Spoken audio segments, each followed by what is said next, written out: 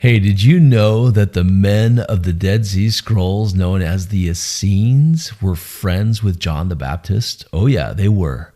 Here's the land of Israel. So right here is where the cave of Qumran was. I've been there. I was just there in Jerusalem, in Israel, around the Dead Sea. It was an amazing trip, my friend. And I'm actually planning on taking a group, if you'd like to join in, on January 27th, January of 2027, and we will look at these things. So check this out, my friend. So the Dead Sea Scrolls, the Essenes, the men of the Dead Sea Scrolls, were actually friends with John the Baptist. Did you know that? They were friends with him. And there's a lot of evidence showing that these men were the ones, or a majority of the ones who were in Jerusalem, the 3,000 who were saved after Peter preached. They realized that Jesus was the fulfillment. He was the Messiah. Isn't this amazing, my friend? So let's check out the presentation a little more. So this is Israel, the land of Israel. The caves of Qumran were right around here. This is where the Essenes lived. And then Jerusalem is right here, up here on the mountain as you go up. And it was really cool to be there, my friend. I can't wait to take a group there. It's going to be so fun. So let's continue on here. Look at this. So this is the grave sites of the Essenes right here, these men.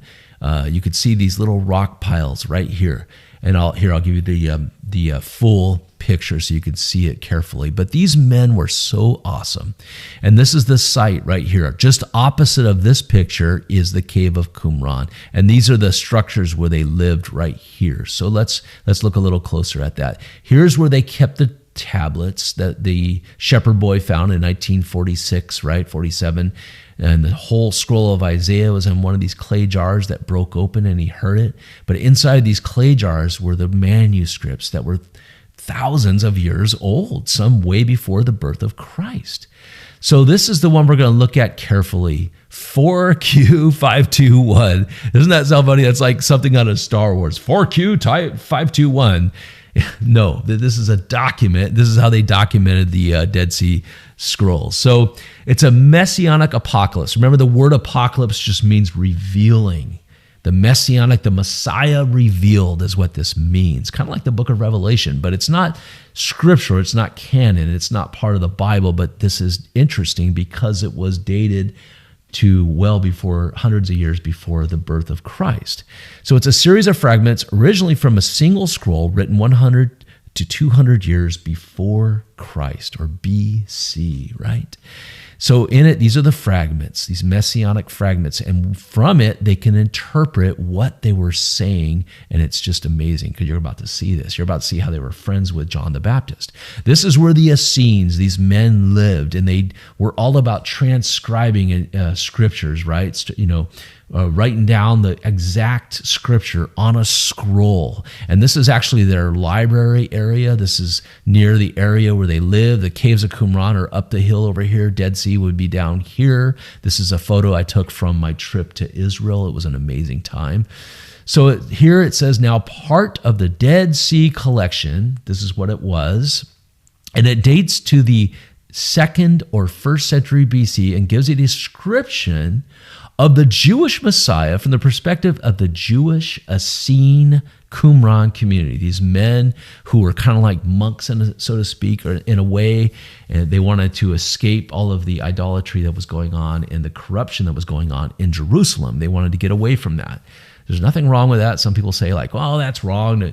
God calls different people to do different things. And I'm so thankful to God that he had these men write down and hide. And eventually they hid, right, those Dead Sea Scrolls in that cave, because the Romans were coming down to destroy them. They were coming from the north, and they came down to murder and to kill those guys, and they would have destroyed the scrolls. So they hid them away, and we got to see them in 1946, 47, right around the birth of the nation of Israel again. Is that coincidence? I don't think so.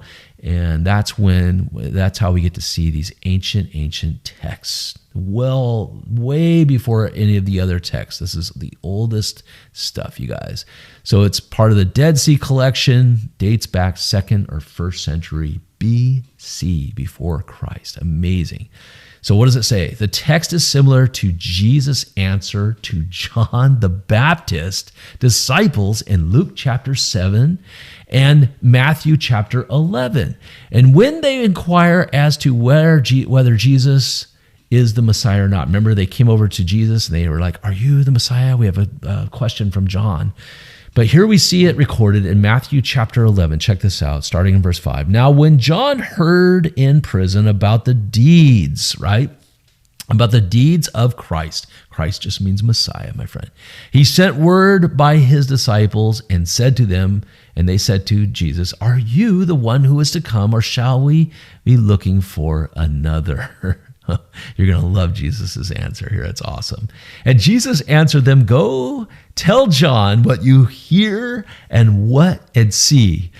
The blind receive their sight, and the lame walk. The lepers are cleansed, and the deaf hear. And the dead are raised up, and the poor have good news preached to them." This is what the scroll from the cave of Qumran, written 100 to 200 years before Jesus, says. The heavens and the earth will listen to his Messiah, his anointed one, and none therein will stray from the commandments of the holy ones. Now look at the connection between that and Psalm 146 and the connection where Jesus is answering John's disciples. But look at the connection between that scroll and Psalm 146. Blessed is he whose help is the God of Jacob, whose hope is in the Lord his God, who made heaven and earth, the sea, and all that is in them, who keeps faith forever. That's speaking about Jesus. That's Psalm 146. And then back to that scroll from the cave of Qumran, 4Q521. Seekers of the Lord, strengthen yourselves in his service. All you hopeful in your heart, will you not find the Lord in this? So they're speaking about the Messiah. Over the poor, his spirit will hover and will renew the faithful in his power. That looks like Psalm 146, right? Blessed is he whose help is the God of Jacob, whose hope is in the Lord his God, who made heaven and earth, the sea, and all that is in them, who keeps faith forever. Sounds very similar. It's like they took it from Psalm 146. So here's the scroll from the cave again. He who liberates the captives, restores sight to the blind, straightens the bent, and forever will cleave to the hopeful and in his mercy. So he's talking about healing the blind and the lame. In Psalm 146, what does it say? The Lord sets the prisoners free. The Lord opens the eyes of the blind. The Lord lifts up those who are bowed down, the bent, right? The Lord loves the righteous. This is amazing. And then back to the scroll from the cave of Qumran. For he will heal the wounded and revive the dead and bring good news to the poor. These guys right here, my friend, these guys were friends, the Essenes. They were friends with John the Baptist. I am sure that John heard this read to him or read it from those scrolls that these Essenes, the guys from the Qumran, the Dead Sea Scrolls, that they wrote here. For he will heal the wounded and revive the dead and bring good news to the poor. Remember the message that Jesus gave to John? It was this message right here. As they went away, Jesus began speaking to the crowds concerning John. Now he's talking about John himself. This is awesome. What did you go out into the wilderness to see? And Jesus says, a reed shaken by the wind? What then did you go out to see? A man dressed in soft clothing? Behold, those who wear soft clothing are in kings' houses. What then did you go out to see? A prophet? Yes, Jesus says.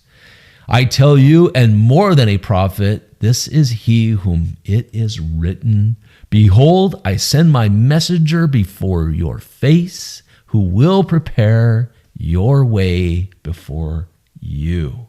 That sounds like Isaiah. It also sounds like Malachi chapter 3. Here it is, Malachi chapter 3. That's what he's quoting, but it's also spoken of by the prophet Isaiah, the voice of one crying out in the wilderness, right? And then 146, Psalm 146 says this: the Lord watches over the sojourners. He upholds the widow and the fatherless, but the way of the wicked he brings to ruin. So now we're looking at a shift in Psalm 146. He's speaking about the future. He watches over the poor, the sojourners. He upholds the widow and the fatherless, but the way of the wicked. Who's wicked in the Bible, in the Old Testament? It is, we see it in Genesis chapter 6. God calls the earth was filled with wickedness and violence. What's that word? Hamas. It's the Hebrew word Hamas. Hamas, the same exact spelling as that organization before they were ever a terrorist organization. Hamas. Check it out. So what does he do? But the wicked he brings to ruin, it says. Now watch this. What do we see? October 7th happened. This is the worst part of October 7th. This poor mother and her two babies, the Bibas family, were taken away by these thugs. See all the blood on this thugs, this criminal, this terrorist, this scumbag's shirt, attacking women and children. What a coward. Look at all the blood on his shirt from these innocent people. They took them away and they beat them and killed them with their bare hands. These guys are wicked. They're evil and they're demonic. I don't care what other churches say. Don't get political, blah, blah, blah. No, God is concerned with this. And that scripture references the wicked and how they will be destroyed, how they will become in ruins. Let's look at that again. Here it is. But the way of the wicked he brings to ruin. He's going to bring those guys to ruin. And what is happening right now? Here's Gaza. Here's where those guys are from. The wicked he brings to ruin. This is what their city looks like right now. That's what happens when you mess with God's people. All right? Don't do it. So the Essenes, my friend, back to the Essenes. These were amazing Jewish men, scribes, men who transcribed the scrolls. They preserved these scrolls for us. And it was an amazing thing. I'm so glad that they did. And they were friends with John the Baptist. And I believe later they became believers, most of them. And they hid these scrolls away so that we could see them now in our time. And they were the oldest manuscripts, most of them before Jesus. Isn't that awesome? So good. Hey, don't forget, you can click on this playlist, How to Find Jesus in the Old Testament. Don't forget to subscribe down below. I love you, my friend. Don't forget, Jesus wins in the end.